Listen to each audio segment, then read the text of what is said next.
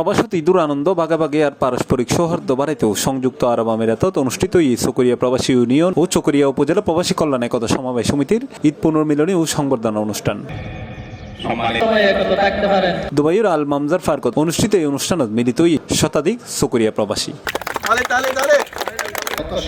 শাহিনুল ইসলাম শাহিনুর সভাপতিত্বে সিনিয়র সহসভাপতি আলী হোসেন, সিনিয়র সাধারণ সম্পাদক আলাউদ্দিন চৌধুরী এবং সাবেক সাধারণ সম্পাদক আব্দুল মালিকের যৌথ পরিচালনায় অনুষ্ঠানে বক্তব্য রেখে কেন্দ্রীয় উপদেষ্টা আলহাজ দেলোয়ার হোসেন, সাবেক ভারপ্রাপ্ত সভাপতি ও কেন্দ্রীয় উপদেষ্টা খান বাহাদুর আবু হানা মাহমুদ, কেন্দ্রীয় নির্বাহী পরিষদের সদস্য মোহাম্মদ ইমরান খান, প্রতিষ্ঠাতা সদস্য আলমগীর হোসেন, সিনিয়র সদস্য জয়নাল উদ্দিন সহ আরব উৎকাই চকরিয়া প্রবাসী ইউনিয়ন, চকরিয়া উপজেলা প্রবাসী কল্যাণ একতা সমবায় সমিতি লিমিটেড আজকে সংযুক্ত আরব আমিরাত থেকে সকল সদস্যবৃন্দরা এসে আমাদের ঈদ পুনর্মিলনী অনুষ্ঠানকে সুন্দরভাবে সাজিয়ে তুলেছেন। সেই জন্য আমি সবার প্রতি কৃতজ্ঞতা স্বীকার করছি। আমি উপদেষ্টা হিসাবে আমার পক্ষ থেকে তাদেরকে অভিনন্দন জানাচ্ছি। এই ধরনের অনুষ্ঠান যেন সবসময় আমরা করতে পারি। আমাদের অত্র এলাকার চকরিয়া প্রবাসী ইউনিয়নের সবাইকে দেখে আমি অত্যন্ত আনন্দিত এবং খুশি, যার ভাষা নাই আমি প্রকাশ করার মতো। আমি চাই সকল প্রবাসী যেন এরকম একত্রিত হয়ে সবাই কাঁধে কাঁধ মিলিয়ে যেন প্রবাসরত জীবন সুন্দরভাবে করতে পারেন। এসব বক্তব্য হয়ে প্রবাসত বসবাসরত চকরিয়াবাসীদের মধ্যে ভ্রাতৃত্ববোধ, সম্প্রীতি ও পারস্পরিক সহযোগিতা বৃদ্ধিত এই ধরনের আয়োজন গুরুত্বপূর্ণ ভূমিকা পালন করছে।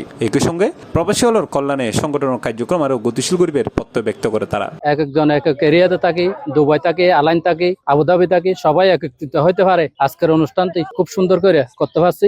আমাদের সংগঠন হচ্ছে মানবতার সংগঠন, এখনো আছে, আগামী দিনও থাকবে, সবসময় গরিব দুঃখের পাশে থাকবে।